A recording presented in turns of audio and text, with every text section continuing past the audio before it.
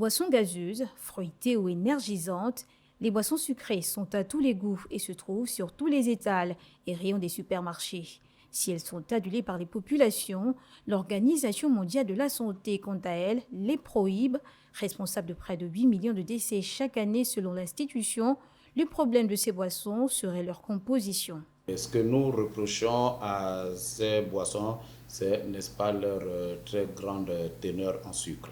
Pour une canette de jus ou une canette normale de coca, vous avez une équivalence d'à peu près 35 grammes de sucre. Donc, on dira 7 à 8 carreaux de sucre. Et entre 15 et 20 grammes de sel, donc de chlorure de sodium. C'est largement au-dessus des normes que recommande l'OMS. Leur teneur en sucre favoriserait la survenue de pathologies telles que le diabète, l'hypertension et l'obésité. Les professionnels de la santé proposent donc des alternatives. La meilleure boisson pour nous reste de l'eau. Si nous avons une convenance pour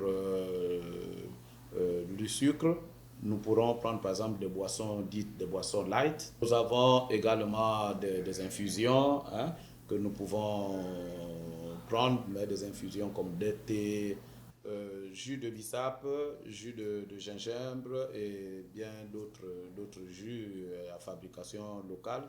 Si ces alternatives sont recommandées, il y a tout de même un taux de sucre à ne pas dépasser par jour.